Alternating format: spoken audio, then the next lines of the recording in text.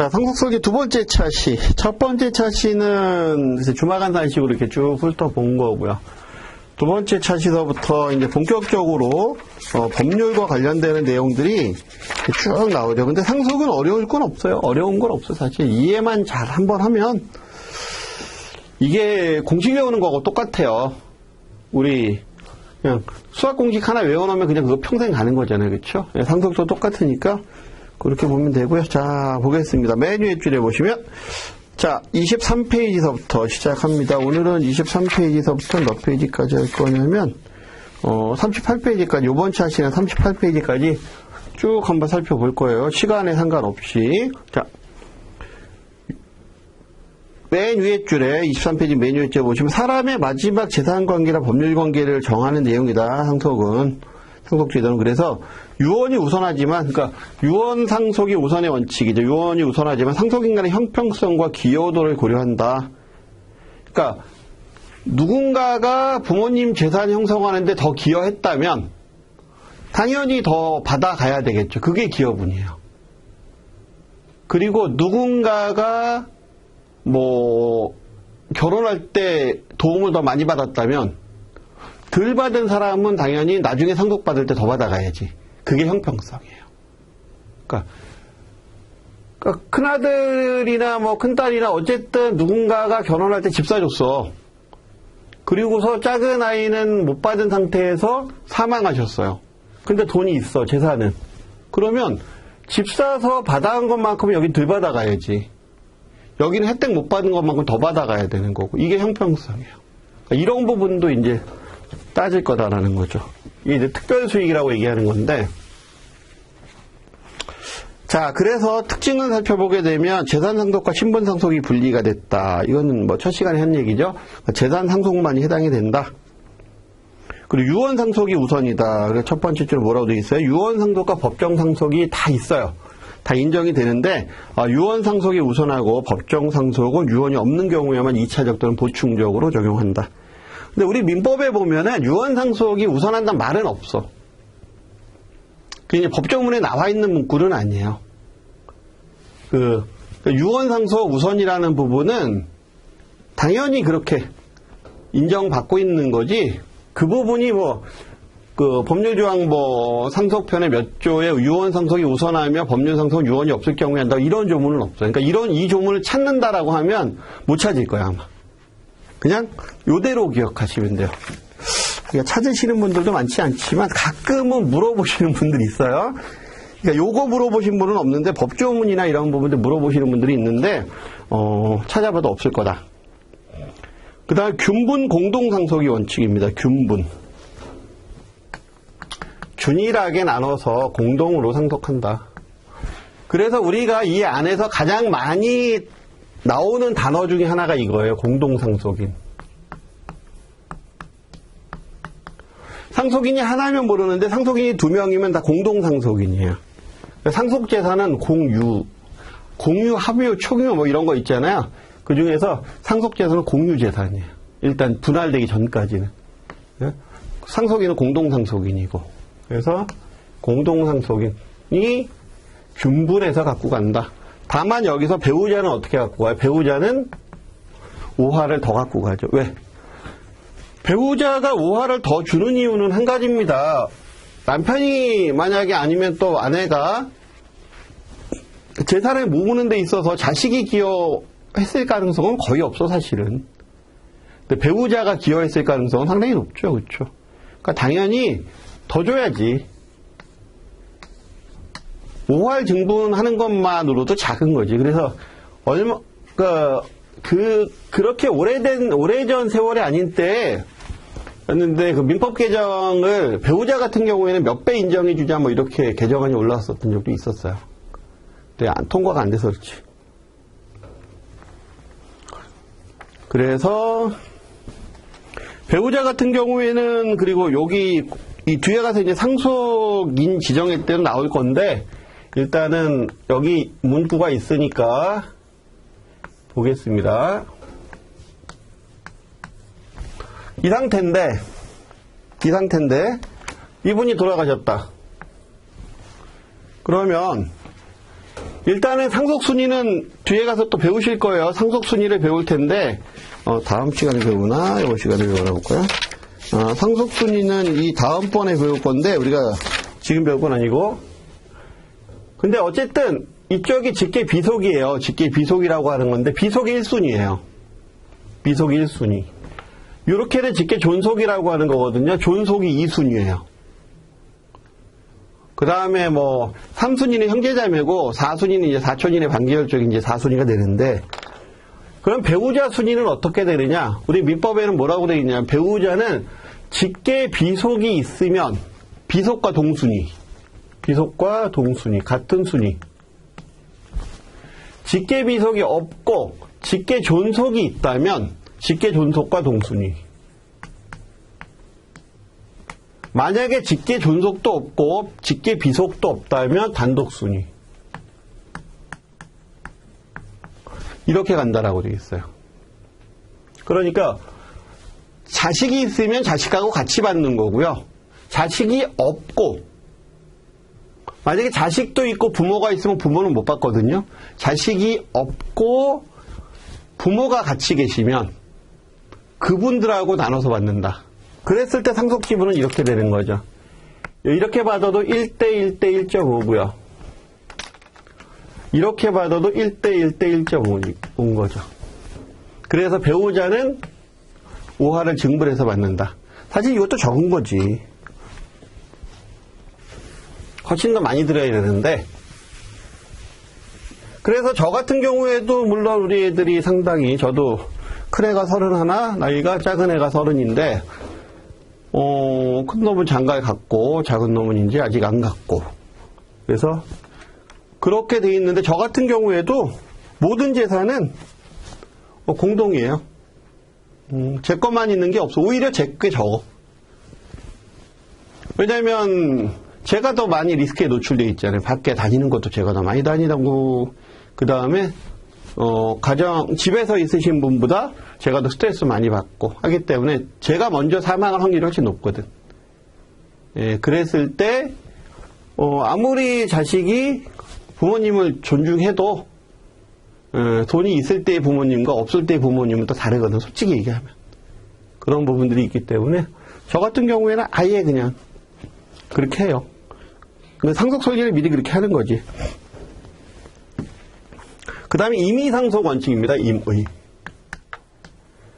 그러니까 강제상속이다라고 하는 부분이 동그라미 치시는 분들이 많이 있는데 부모님 돌아가시게 되면 원하든 원하지 않든 우리가 상속받는 거 아니냐? 아니에요. 상속은 임의상속으로 해서 방법은 두 가지가 있습니다. 상속을 포기할 수도 있고요.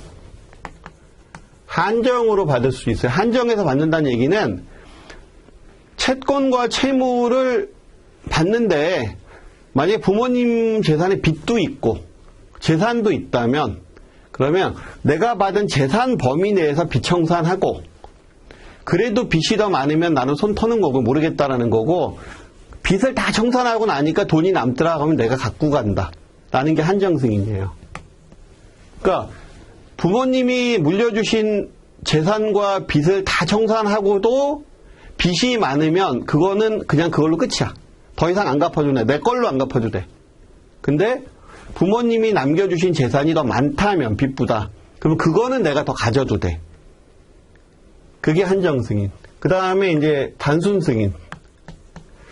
부모님이 남겨주신 거는 빚이 많으면 내 돈으로 갚으면 되고 재산이 많으면 내가 가지면 되지 뭐. 다 내가 책임지고 갈게요 라고 하는 게 단순승인.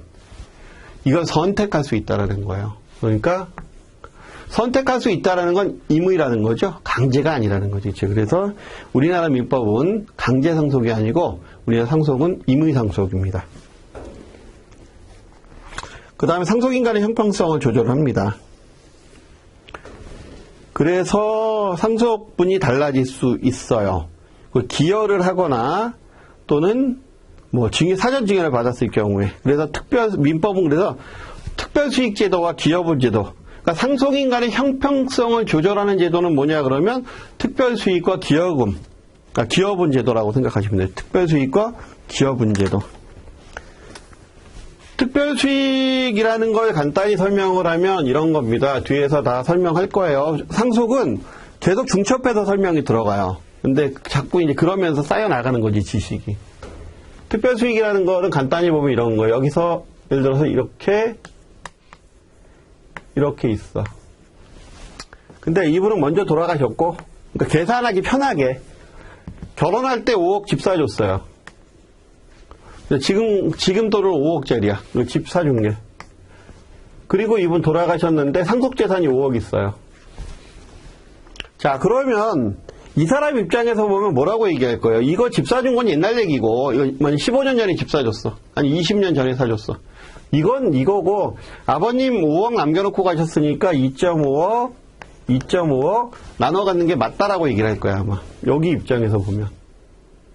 근데, 여기 입장에서 보면은, 나는 그동안 하나도 받은 게 없이, 이 형은 5억을 받았잖아요.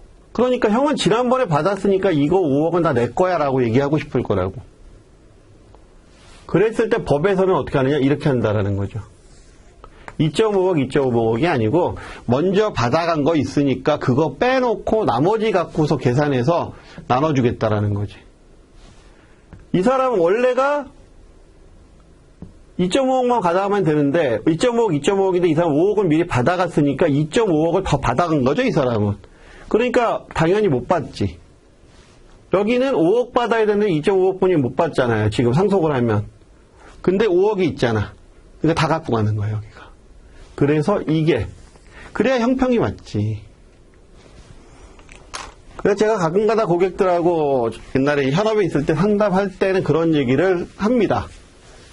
지금 다른 형제들한테 부모님이 돈 주시는 거 그 앞에서 난리치지 말고 목록 적어놔.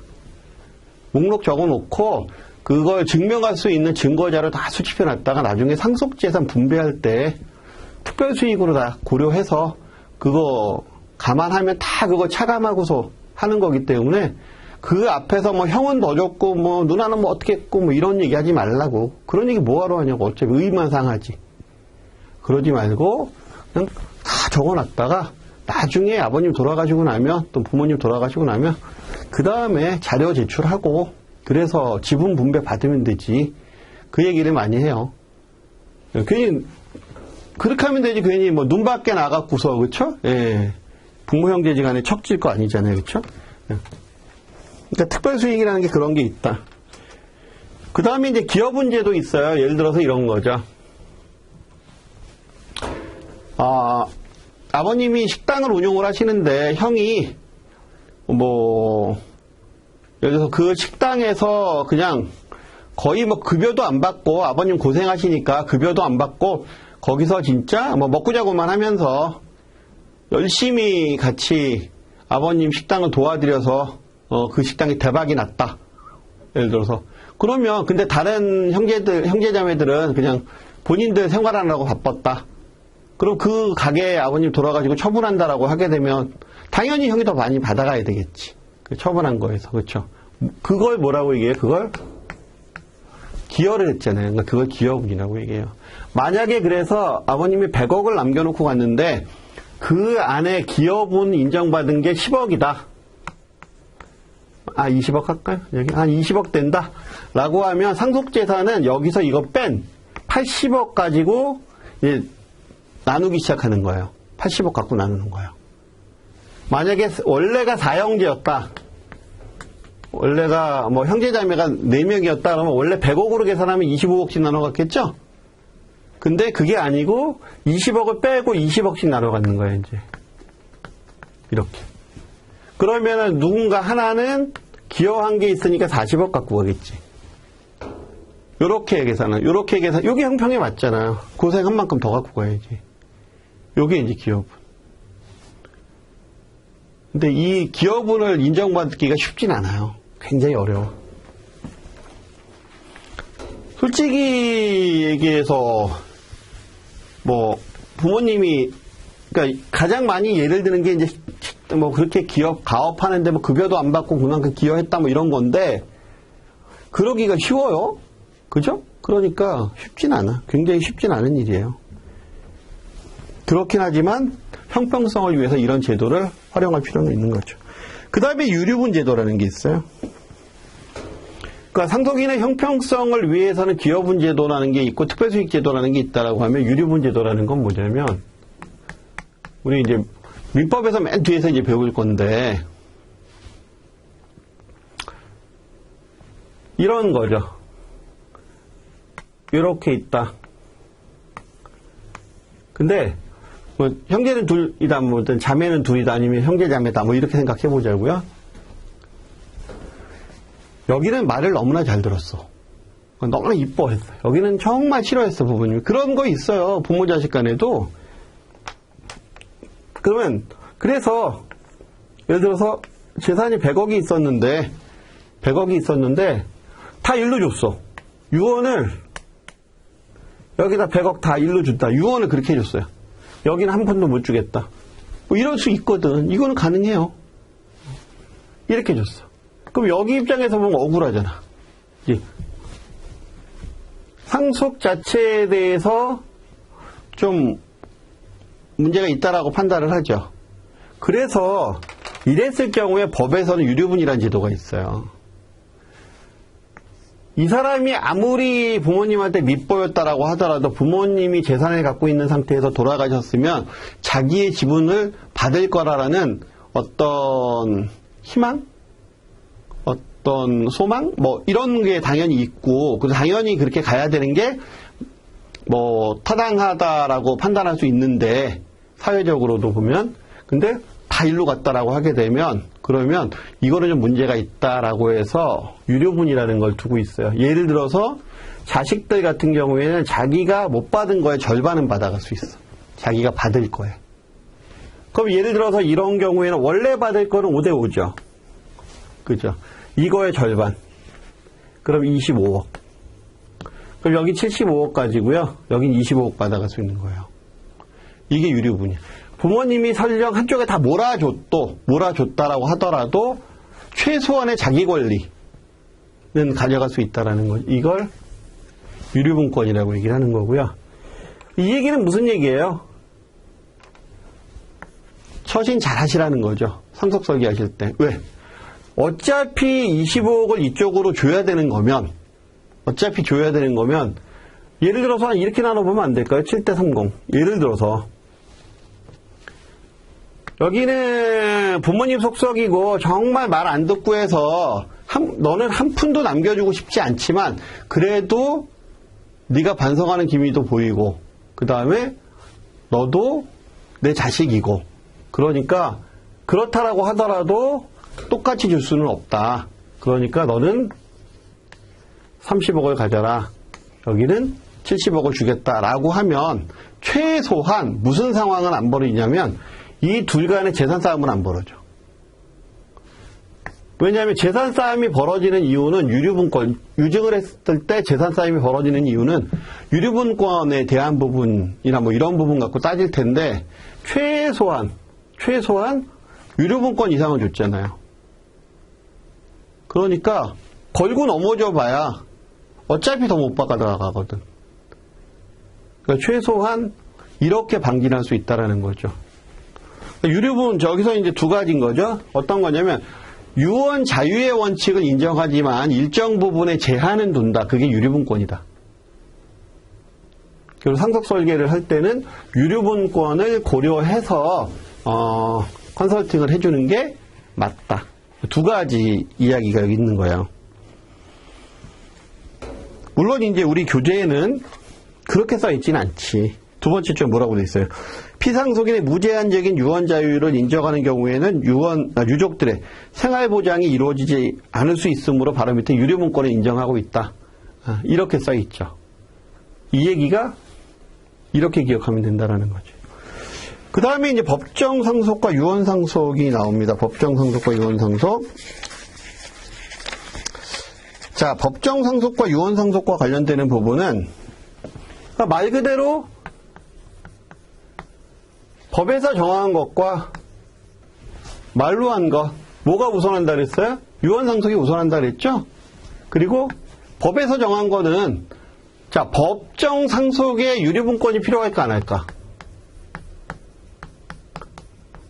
법정 상속에는 유류분이라는 게 존재하지 않아요. 법에서 정한 대로 줘버렸는데. 누군가 하나 더 받고 덜 받고 해야지 유류분권이라는 게 생기지. 그래서 그런 것들이 이제 시험에 많이 나와요. 자, 보면은 의미. 법정 상속은 법률 관계를 규정하는 민법 규정에 따라서 이루어지는 상속이고요. 그다음 민법은 재산 상속에 관해서 규율하고 있고 거기에 상속인의 범위, 누가 받을 건지, 대상은 뭔지, 그 다음에 어떻게 받을 건지, 분할은 어떻게 할 건지 이게 다 나와 있다라는 거지 법에. 그거대로만 하면 소송 걸 일이 없잖아. 그러니까 문제될 게 없죠. 다만 상속인이 자기가 알아서 하고 가시면 남은 사람이 불만이 쌓이면 문제가 될 거다라는 거죠. 그래서 바로 밑에 우선순위 유언 상속을 우선으로 한다. 그리고 유언이 없을 경우에는 보충적으로 법정 상속한다. 바로 밑에 유언의 대상으로 정하지 아니한 경우에는 영향을 미치지 않으며 유언이 없는 나머지 재산은 법정 상속인이 법정 상속분에 따라 상속한다. 이만큼이 있는데 이만큼은 유언을 남겼어요. 요건 어떻게 처분해라. 나머지 아무 얘기 없으면 이거에 대해서는 법정 상속으로 한다라는 거죠. 요거 이만큼 주기로 했으니까 나머지 다 내 거야 뭐 이런 거 아니다라는 거. 이건 이거대로 가고 얘는 얘대로 간다. 그럼 유언 상속과 법정 상속의 차이점을 보면 적용 순위 당연히 유언 상속이 우선하고요. 요거 시험에 자주 나온 박스입니다. 그 다음에 상속인. 유언 상속 같은 경우에는 법인도 가능하고 다른 사람한테 줄 수도 있죠. 예를 들어서 뭐 내가 사망하면서 내 친구 나한테 잘해줬으니까 얼마 줄게 뭐 이런 거 가능하잖아요. 법정 상속은 그런 거 없어요. 법에서 정해진 상속인한테만 준다. 그다음 방식은 뒤에서 다 나올 거니까 유언은 5방식이 있어요. 유언의 5방식. 근데 그 법정 상속은 그런 거 없죠. 그냥 상속이에요. 그 다음에 승계 방법은 유언은 같은 경우 포괄 승계 또는 특정 승계라는 게 있어요. 건물 얘 줄게 이렇게 할 수도 있고 내 돈의 절반 줄게 이렇게 할 수도 있어요. 이걸 포괄이라고 얘기하는 거고 건물 넣어줄게 뭐 이건 특정하게 찝어서 특정이라고 유증이라고 얘기하는 건데 근데 그 법정 상속은 그런 거 없어요. 뭐 건물은 일로 가고 뭐 땅은 일로 가고 이렇게 하는 게 아니잖아. 상속 지분의 몇 퍼센트 1대 1.5 뭐 이렇게 가는 거니까. 그래서 상속 포기 포괄 유증 같은 경우에는 동일하게 가고 그 다음에 그 법정 상속은 일정 기간 내에 허용하고 요거는 이제 뒤에 가서 배우고 나서 다시 올게요. 유류분 마찬가지, 집행 마찬가지. 재산의 이전은 이것도 마찬가지. 대습도 마찬가지. 자, 요 부분은 왜 지금 설명 안 드리냐면 어차피 뒤에 가서 다 설명을 해야 돼. 그러니까 뒤에 가서 다 설명하고 다시 앞에 와서 한번 볼 거예요. 왜냐하면 지금 여기서 이 문구 갖고서 하나하나 설명하면 그냥 상속 다 하는 거야 그냥. 그럼 지금 시간에 이 파트를 가지고 한 10대 시간 강의하면 되죠. 근데 우리가 그렇게 할 건 아니잖아요. 그러니까 뒤에 가서 하나하나 이제 살펴보고 다시 와서 얘가 이겁니다. 얘가 이겁니다. 이렇게 얘기를 할 거예요. 그 다음에 26페이지에 보시면 유언 상속 우선과 상속인 보호제도의 절충.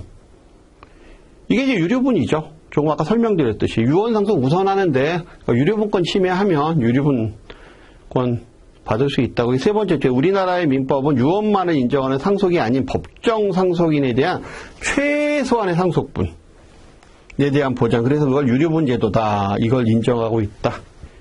나중에 이제 이거 배우실 거예요. 직계 비속은 2분의 1, 배우자하고 직계 존속인 3분의 1, 형제자매 3분의 1, 뭐 이런 거 있어요. 비율이. 그런 거 이제 배울 거고요. 그 다음 상속 관련 분쟁 해결 방법.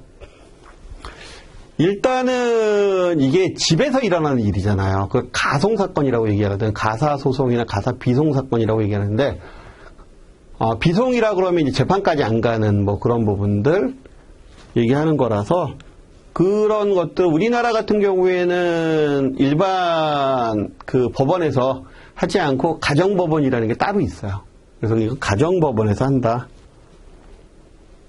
그래서 거기 5줄 정도 내려가서 보시면 상속 관련 법정 분쟁은 가사소송 해당 사안이 많기 때문에 특별한 법원인 가정법원에서 한다. 그리고 판결을 선고하는 것이 아닌 우선 당사자 간의 조정. 그러니까 좋은 게 좋은 거니까 형제지간에 싸움해서 뭐 하겠어요? 재판까지 가서 뭐 하겠어요? 일단 두 분이 더 좋게 해결하세요. 뭐 이런 것들이 많다라는 거죠. 그래서 그게 원칙이 기본적으로 조정 우선의 원칙이에요. 조정 우선의 원칙. 그래서 민사재판 관할로 해서 하는 것들이 그럼에도 불구하고 몇 가지가 있습니다.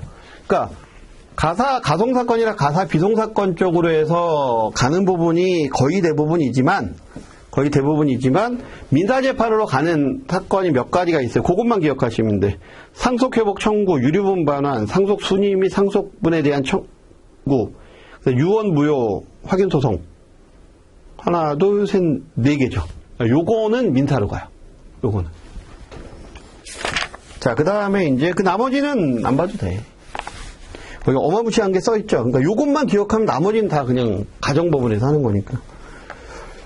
상속재산 관련되는 부분은 내용이 여러 가지가 있는데 여기서 우리가 볼 건 뭐냐면, 그러니까 이게 CFP 과정이나 아니면 우리가 이제 민법에 대해서 배우는 과정이면 우리 변호사 시험 공부하는 거면은 하나하나 따져야 되겠지만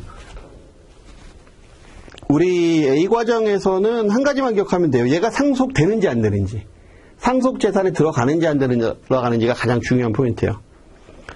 자, 상속재산은 뭐냐라고 하니까 상속 당시의 피상속인의 재산. 그래서 상속재산은 원칙적으로, 그러니까 상속 당시, 즉 이 사람이 사망했을 당시에 뭐 갖고 있었어? 이 얘기예요. 지금 피상속인의 재산을 얘기한다. 그래서 원칙적으로 적극적 재산과 소극적 재산. 적극적 재산은 자산을 얘기하는 거고요. 소극적 재산은 부채를 얘기한다고 보시면 돼요. 빚. 그래서 그 밑에 내려가시면 당연히 소극적 재산도 상속받죠. 권리, 의무를 상속받는 거거든. 권리만 상속받는 게 아니라. 다만 분할 대상이 되는 상속 재산은 상속 개시 당시 피상속인이 가지는 재산만으로 국한된다. 그 다음에 그 옆에 상속 개시 후 발생한 재산. 네 번째 줄에 이런 게 있어요. 상속 재산의 과실은 상속 재산이 아니고 상속인들이 상속분에 따라 취득하는 그들의 공유 재산이다. 두 줄 더 내려가서 보시면 장례비를 충당하고 남은 부의금은 특별한 사정이 없는 한 공동상속인들이 각자 상속분에 따라서 권리를 취득한다. 이것도 상속 재산은 아니라는 거예요. 이게 무슨 얘기냐 이런 거예요. 뭐냐면 부모님이 돌아가실 때 그러니까 상속재산 예금을 남겨놨는데 그 예금이 10억이야. 10억의 예금을 남겨놨어요. 이 상태에서 만약에 이러고 상속이 일어났는데 상속재산 분할하려고 막 서로 얘기하고 그러는 와중에 이율이 10%가 붙었어, 이자가. 그럼 1억이 더 이자가 붙은 거죠. 그러면 이 1억은 상속재산에 넣어서 할 거냐 아니냐라는 거야. 이건 상속재산 아니다라는 거죠. 상속재산은 여기서 끝난 거고 그 이후에 붙은 과실은 상속재산에 속하지는 않는다 라고 얘기하는 거예요. 그 다음에 생명보험금. 생명보험금은 이건 이제 보험 시간에도 배우는데 네 번째 줄에 이런 게 있어요. 보험금은 피상속인 사망 시 상속인 고유의 재산이고 상속재산에 해당되지 않는다. 따라서 상속인이 상속을 포기하여도 보험금은 수령할 수 있다. 두 줄 내려가서 보시면 보험금은 상속인의 고유재산이어서 상속인이 사망보험금을 수령하여도 단순 승인에 해당하지 않고 그 이후에 상속 포기할 수 있다. 다 이제 뒤에서 나머지는 배울 거니까 고민하지 마시고. 근데 피상속인이 자기를 피보험자와 수익자로 하고 한 보험은 포함된다. 이게 무슨 얘기냐면 계약자, 수익자, 피보험자 이 모두를 피상속인 명의로 했다면 이거는 분할 대상이 되는 상속 재산이다라고 얘기하는 거예요. 근데 예를 들어서 수익자를 셋째. 그래서 형제 5이야. 형제가 4명인데 A, B, C, D인데 만약에 이 수익자를 D로 해놨다. 라고 하면 이거는 상속재산으로 들어가는 게 아니고 그냥 D 거야.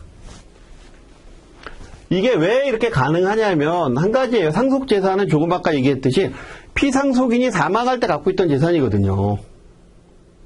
근데 이거는 사망할 때 갖고 있었던 재산이 아니고 보험 계약을 보면 보험 약관을 쳐다보게 되면 뭐라고 되어 있냐면 보험금 지급 사유가 발생했을 때는 수익자한테 지급한다 이렇게 되어 있는 거거든. 그러니까 민법에 의해서 상속과 관련돼서 받는 돈이 아니고 보험 약관에 의해서 보험 계약에 의해서 이 사람 돈인 거야 원래. 그러니까 상속재산이 안 들어가는 거죠. 그러니까 특별 수익은 나중에 얘기할 거고. 예, 일단은 그러면 여기선 우리가 뭐만 기억하면 되냐면 이것만 기억하면 돼요.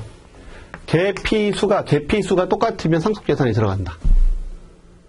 이게 어떤 뜻을 갖고 있는 거냐면 이런 뜻을 갖고 있어요. 예를 들어서 나머지는 뭐 이렇게 된다 안 된다 이렇게 얘기하면서 가면 되고 요번 강의는 지난 강의보다 좀 길 거예요. 네. 자, 이럴 수 있겠죠. 아버님이 있고 어머님이 있고 자녀가 한 명뿐이 없었는데 어머님 먼저 돌아가셨어요. 예를 들어서. 예를 든 거예요 지금. 그리고 자녀 한 명만 이렇게 있어. 근데 부모님이 이제 조그만 사업을 해요.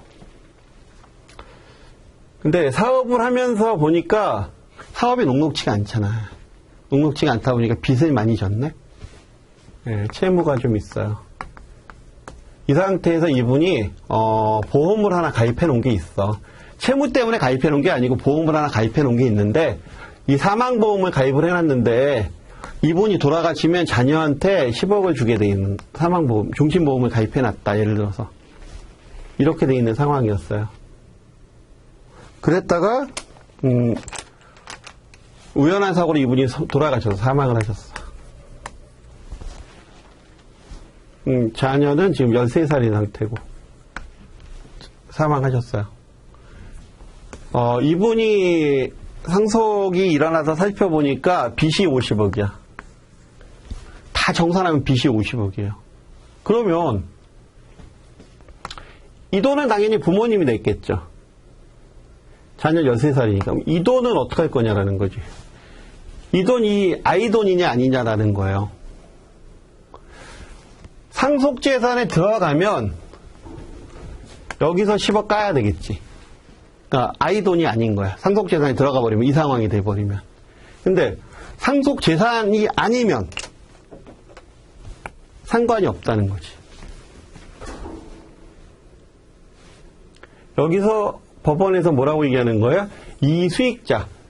자, 자녀를 수익자로 놔둔 건 법에서 얘기하는 상속재산에 대한 개념이 아니고, 상속재산에 대한 개념이 아니고, 뭐다? 보험 계약에 의해서 사고가 발생했을 때 당연히 이 사람의 권리로 갖고 가는 자기의 권리다. 그러니까 이거는 뭐다? 예, 퉁치지 못한다. 이거는 별개의 자산이다. 이 사람 거다. 라고 하는 게 이제 판례 입장이에요. 그리고 이렇게 되는 게 정상인 거고, 법에서도 이렇게 얘기하고 있고. 그러니까 굉장히 중요한 거죠. 이 문구 하나가 굉장히 중요한 거예요. 그래서 이런 거다.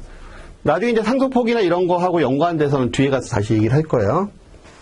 왜냐면 그거 하나만 갖고도 그냥 한 몇 시간짜리 강의가 되는 거기 때문에 이게 근데 우리 교재에서 거기까지는 지금 이것도 굉장히 많이 들어간 거거든 지금. 그 다음에 이제 나머지 것들은 그냥 툭툭 넘어갈 것들은 넘어갈게요. 그러니까 여기서 한 가지 주의해야 돼. 계피수가 똑같으면 상속재산이다. 수익자가 다르면 수익자를 따로 지정했거나 지정 안 했어도 그냥 법정 상속인이 되는 거거든요. 아, 그 얘기는 해야 되겠다. 계약자, 피보험자, 수익자를 지정을 했어. 그러면 이거 지정된 사람 거고요. 지정을 안 했어. 그러면 보험 약관에 뭐라고 돼 있냐면 이거 법정 상속인한테 주게 돼 있거든. 법정 상속인의 고유 권리야. 예, 그러니까 또 아니야. 그러니까 뭐만 기다. 계피수가 피상속인일 때만. 그러니까 하나하나 이렇게 따지게 되면은 여러분들 공부하는데 정말 어려우니까 시험 보러 들어가기 전에는 뭐만 기억하면 돼? 계피수 똑같으면 상속재산이다. 아니면 아니다. 수익자가 다르면 아니다. 구체적인 상속재산입니다. 재산의 종류, 동산과 부동산이 있고요. 당연히 동산이나 부동산 당연히 상속되죠. 뭐 그렇죠? 그러니까 지식재산권 기본적으로 상속됩니다. 거기 나와 있는 지적재산권의 이름이 뭐고 무형적인 거고 가치적인 거고 이런 거 다 따질 필요 없죠. 지적재산권. 자, 상속되는 재산은 돈 되는 거라고 얘기했죠. 그러니까 돈 되는 거는 다 상속된다. 대전제는 그렇게 깔고 가셔야 돼요. 돈 안 되는 건 상속해봐야 소용이 없으니까 돈 되는 거. 그러니까 지적재산권도 돈 되는 지적재산권은 상속된다. 물권. 당연히 물건에 대한 권리니까 상속이 되겠죠. 물권은 8가지가 있습니다. 물권은 거기 보면 점유, 소유, 지상, 지역, 전세, 유치, 질권, 저당권 이렇게 8가지가 있는데 그 물권법 나중에 이제 여러분들 배우시게 되면 우리 교재에서 물권법은 안 나와요. 8가지가 있는데 이거 다 상속된다. 쉽게 얘기하면 부모님이 남겨놓은 집 상속되잖아. 소유권 상속되잖아요. 부모님이 갖고 있었던 물건 상속되잖아. 이거 동산이니까 점유 이전으로 상속이 되는 거거든요. 그러니까 이게 점유권. 뭐 이런 부분들 다 상속된다. 그 다음에 채권과 채무. 원칙적으로 상속된다. 다만 일신 전속적인 채권 채무는 상속을 제한한다. 무슨 얘기냐면 일신 전속적인 거다라고 얘기하면 거기 채무의 대상인 사람이 변동되면 권리 실현이 되지 않는 거. 예를 들어서 이런 거 있죠. A, B, 그러니까 부모님이 있고 자녀가 있는데 부모님이 사진작가야. 그래서 부모님이 사진작가라서 그 K라는 사람한테 뭐라고 얘기했냐면 다음 주에 가서 금강산에서 내가 사진 찍어다 줄게 이렇게 얘기했어요. 작품 사진 하나 찍어다 줄게. 그랬는데 돌아가셨어. 그 사이에.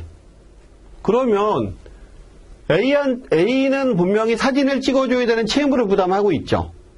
그렇다라고 얘기해서 B한테 사진 찍어갖고 오라고 할 수 없다라는 거지. 왜? 이 사람이 요구하는 거는 A가 찍은 작품 사진을 요구하는 거죠. 예술가적 사진을 요구하는 거니까 그건 이 사람만 할 수 있던 거잖아요.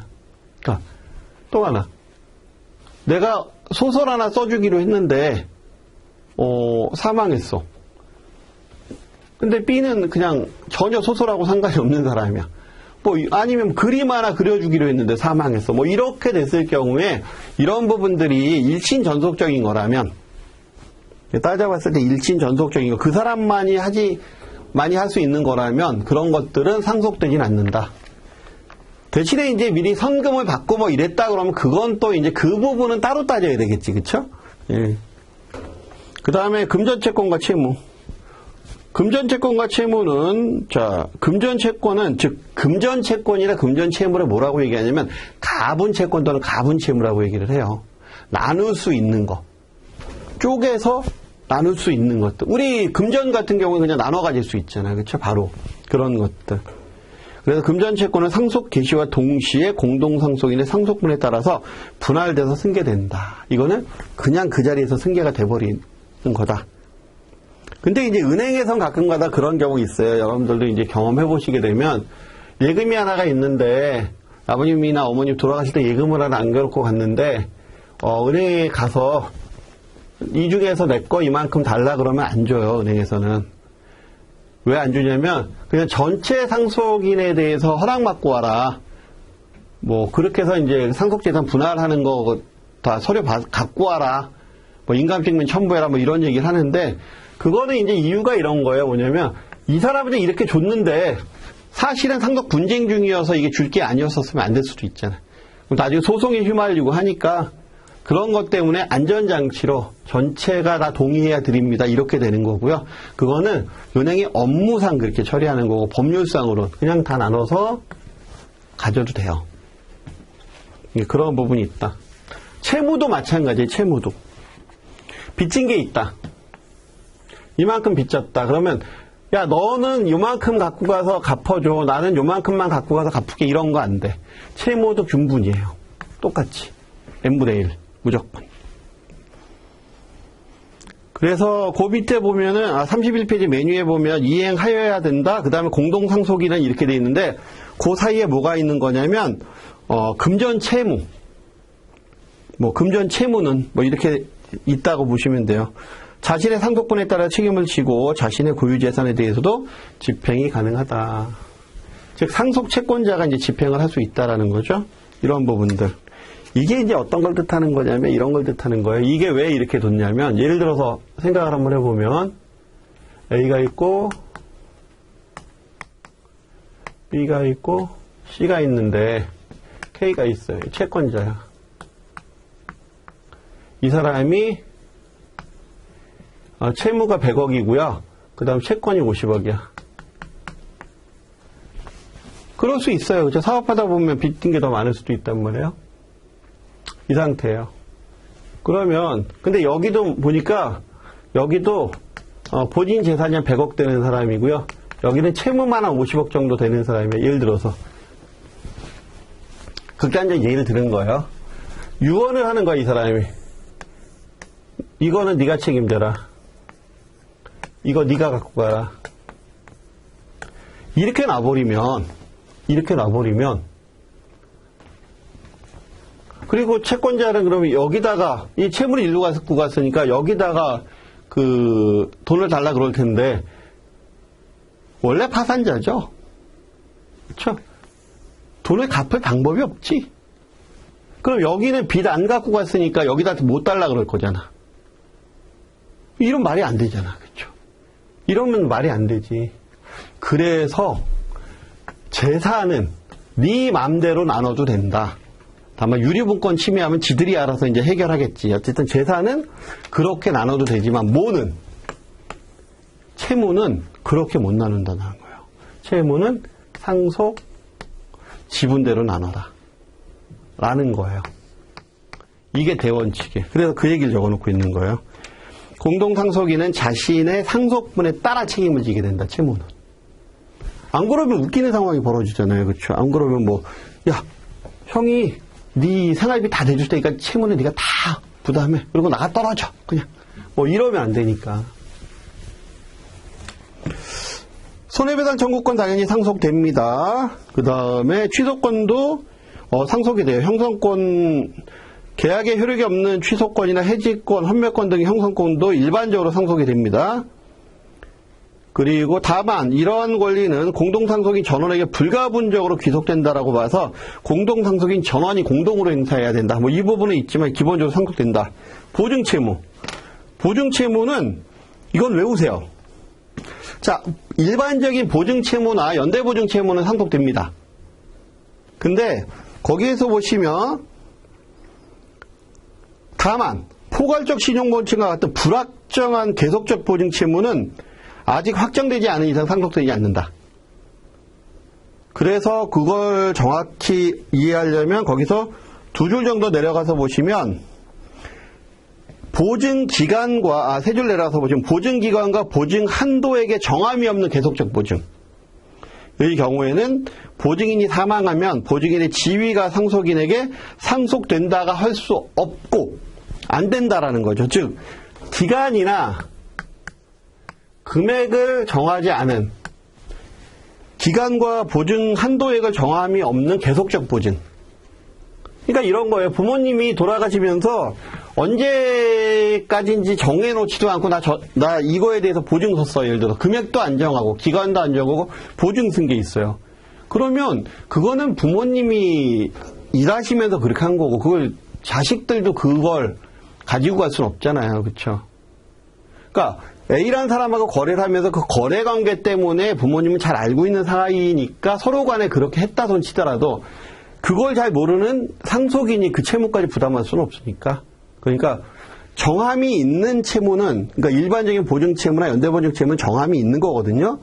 그거는 당연히 상속이 되지만 그렇지 않고 정함이 없는 채무는 혹시나 그 상속이 일어났을 때 기왕에 발생한 게 있다면 그럼 발생한 보증 채무는 상속이 돼요. 근데 다른 건 상속이 안 되는 거지. 그러니까 딱 끊는 거죠. 그 시점까지 딱 끊는 거예요. 재산분할 청구권 당연히 상속이 되죠. 근데 재산분할 청구권은 어느 때 발생하냐면 이혼할 때 서로 재산 싸움할 때 발생하는 거거든요. 그 재산 중에서 내가 기여한 게 얼마니까 그 중에 내 거는 얼마야 뭐 이래가면서 그 재산분할할 때 이혼하면서. 그래서 재산분할 청구권은요, 이혼이 전제가 돼야 돼요. 근데 예를 들어서 두 분이 이혼 소송 중에 돌아가셨어, 한 분이. 그럼 이혼된 게 아니죠? 그럼 재산분할 청구권은 소멸해요. 네, 그래서 그렇게 써 있는 거예요. 이혼 중에 원고가 사망할 경우에는 재산분할 청구권은 상속되지 않는다. 자, 그 다음에 일신 전속적인 권리는 안 된다 그랬죠? 예. 예를 들어서 뭐 부양 청구권이나 친권 이런 거, 내 자식은 나를 먹여 살려야 돼, 뭐 이런 것들은 상속되지 않아요.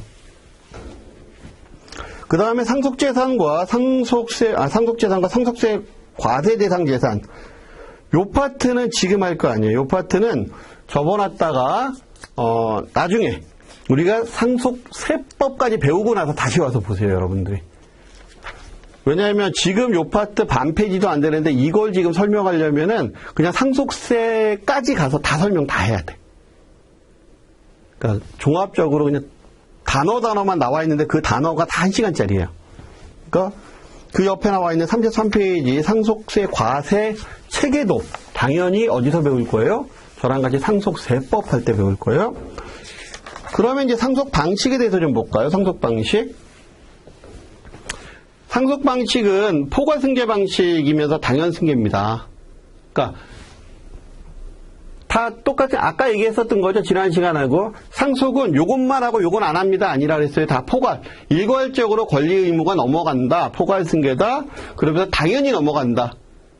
자, 포괄 승계고 여기서 헷갈리시면 안 돼요. 포괄 승계고 상속이 일어나게 되면 당연히 넘어가는 거예요. 상속인한테. 근데 당연히 넘어가지만 강제는 아니라는 거지.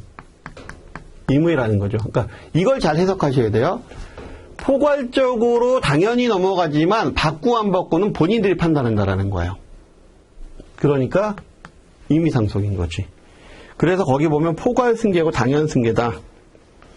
그래서 공동상속인 간에 공유로 한다. 예를 들어서 집을 하나 남겨놓고 돌아가셨다라고 하게 되면 일단 이걸 잘라서 갖고 가기 전까지는 팔아서 뭐 해체하거나 이러기 전까지는 공동소유로 한다. 상속인 간에. 그래서 공동상속관계는 상속인 간의 공유재산. 그래서 세 번째 줄에 상속재산은 공동상속인들의 공유로 정하고 있다. 그래서 바로 밑에 공동상속인은 각자의 상속분에 따라서 피상속인의 권리 의무를 포괄적으로 승계한다. 공동상속인은 권리뿐만이 아니라 의무도 포괄적으로 승계하기 때문에 각자의 상속분에 따라서 의무를 부담한다. 그렇죠? 권리 의무는 그렇게 된다. 그 다음에 공동상속분의 양도. 이럴 수 있잖아요. 집 한 채가 이렇게 있는데 어떤 사람은 돈이 급해서 당장 팔고 싶은데 어떤 사람은 나중에 팔자 이러고 어떤 사람은 갖고 있자 그러고 뭐 그럴 수 있잖아요. 그렇죠? 그랬을 때 공유기 때문에 내가 갖고 있는 상속 지분, 건별 물건이 아니에요. 상속분. 내가 갖고 있는 상속 지분, 유리죠. 그러니까 그거는 팔 수 있다라는 거예요. 그래서 상속이 개시되어서도 상속재산의 분할의 시기까지 걸리기 때문에, 시간이 걸리기 때문에 바로 밑에 공동상속인은 자신의 상속분을 양도할 수 있다. 상속분의 양도란 개별 물건이나 권리의 양도가 아니라 상속재산 전부에 관해서 공동상속인이 가지는 지분의 포괄적 양도를 말한다. 그래서 건별 물건이 아니고 지분, 전체에 대한 내 몇 퍼센트 지분. 이 안에 보면 여기 내 거, 여기 내 거 이런 게 아니잖아. 이 안에 있는 지분. 상속 분의 안에서는 가능하다. 그 다음에 공동상속인의 양수. 공동상속분의 양수. 여기는 뭘 보시면 되냐면은, 첫 번째 줄서부터 보죠. 맨 밑에. 상속인은 자신의 상속분을 자유롭게 양도할 수 있지만, 그 다음 그 옆에 페이지에 가서 맨 위에 다른 상속인은 감정을 고려할 필요가 있다. 그래서 만일 공동상속인 중에서 그 상속분을 제3자에게 양도한 경우 다른 상속인은 그 가액과 양도 비용을 주고 다시 그걸 받아올 수 있다는 거죠. 이게 무슨 얘기냐면 이런 거예요. 집이 한 채가 있는데 이 집은 추억이 많이 쌓여있는 집이고요. 그래서 이 집은 꼭 안 처분하고 싶어요. A, B, C는 안 처분하고 싶은데 D는 처분하고 싶어서 자기 거 팔았어. 자기 지분. 그러면 요 권리는 다른 사람이 갖고 있게 되니까 문제가 되죠. 그랬을 때 이 권리를 다시 사올 수 있다라는 거예요. 그게 공동상속분의 양수. 이 권리를 다시 사올 수 있다라는 거. 그 권리가 있다라는 거. 대신 대가는 주고. 그 다음 채무의 상속. 조금 아까 얘기했죠. 채무는 상속분에 따라 나눈다고. 그래서 채무의 상속은 법정 상속인들의 상속분에 따라, 그러니까 1대 1.5 이러면 이 지분에 따라서 나눈다. 바로 밑에 채무는 유언으로 지정해서 나눌 수 없다 그랬죠. 그래서 채무는 무조건. 다만 일시인 전속적인 채무는 상속되지 않는다고 얘기했고요. 그래서 재산의 이전 방법을 보면 동산은 점유의 이전. 이게 동산이잖아요. 이런 거는요. 이게 소유권이 뭐 등기가 되거나 그런 게 아니라, 그러니까 줄 때 가져. 그러면 고마워. 그러고 가져갔죠. 점유가 이전됐잖아. 이걸로 끝나는 거야. 권리 이전이.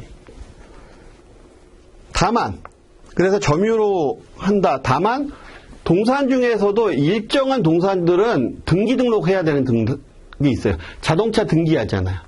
등기 등록하잖아요. 그렇죠? 그런 것처럼 선박도로 그런 것처럼 일정하게 등기 등록을 요하는 것들 빼놓고는 그냥 주면 받아가면 끝이다. 분할은. 그러니까 재산의 이전. 그다음 부동산은 소유권 이전 등기. 그렇죠? 그다음에 기타 재산, 무채재산권이나 사업권 같은 경우에는 어떻게 된다? 등기 또는 등록으로.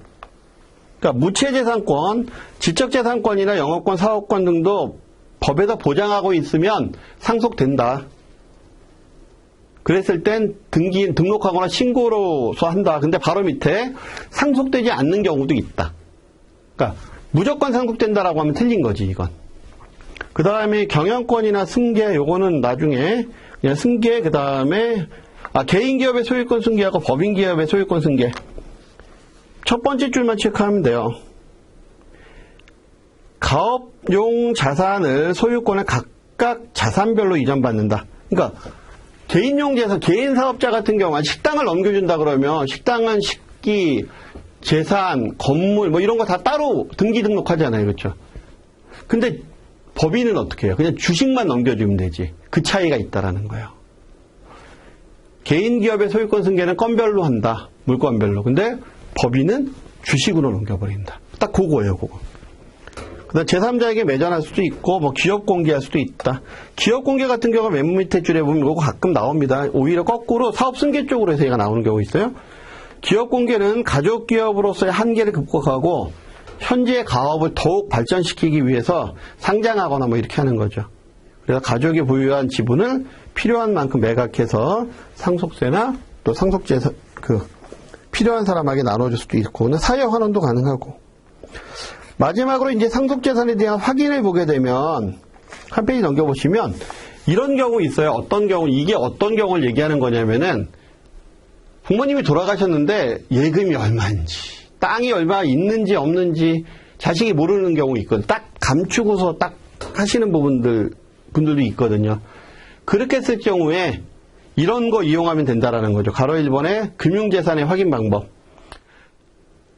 금융감독원에 들어가서 상속인 관련되는 내용 넣고 피상속인 관련되는 거 넣게 되면요. 이분이 금융재산이 얼마가 있는지 딱 떠요.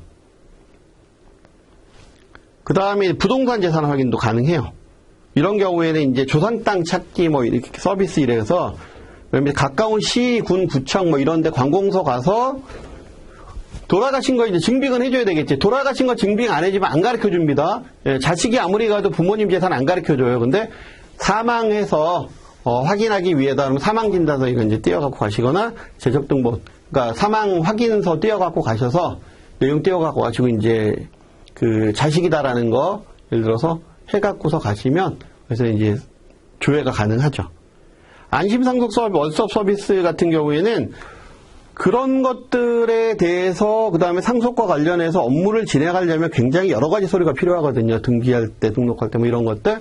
그런 것들의 일정 부분은 옛날에는 다 가서 띄었어요. 등기는 등기소 가서 떼고 뭐는 뭐 가서 떼고 그랬는데 지금 그렇지 않고 일정한 서비스는 한꺼번에 원스톱으로 할 수 있는 서비스가 있다. 그게 안심상속 원스톱 서비스다. 그래서 세 번째 줄에 보시면 사망 신고 시에 또는 사망일이 속한 달의 말일부터 6개월 이내에 신청할 수 있고요. 신청 자격은 방문 신청과 온라인 신청에 따라서 몇 순위 상속인이냐에 따라서 방문 신청만 가능하고 또 온라인 신청도 가능하고 이런 게 있어요. 그거까지는 우리 뭐 교재는 안 나오지만 그런 부분으로 해서 하면 된다. 자, 지난 시간보다는 시간이 좀 길었죠. 어쩔 수 없어요. 그렇다고 이건 중간에 끊어서 할 수 있는 것도 아니기 때문에 이번 시간에는 저희가 이제 상속과 관련해서 그 법정 상속이 뭔지 유한 상속이 뭔지서부터 시작을 해서 유류분이나 뭐 이런 부분 나눴었는데 여기서 이번 시간에 했었던 것 중에서 제일 중요한 거는 생명보험. 계피수 똑같을 때 상속재산으로 본다라는 거. 그 다음에 채무는 어떻게 한다? 가분 채무는 지분대로, 그러니까 채무는 지분대로 나눈다라는 거. 상속분대로. 그런 부분, 그러니까 상속 과세대상 재산이냐 아니냐, 상속되는 거냐 안 되는 거냐 이런 부분에 대해서 그 딱 보고 다음 중에서 상속되는 재산으로만 모아진 것은 또는 다음 중에서 뭐 법정 상속 지분대로 무조건 나눠야 되는 거가 아닌 것은 뭐 이렇게 나오면 그거 골라낼 수 있는 그런 부분으로 공부를 하셔야 된다 라고 보시면 되고요. 이번 시간 여기까지 마치고 다음 시간에는 이제 상속 개시와 관련되는 내용을 살펴보도록 하겠습니다. 수고하셨습니다.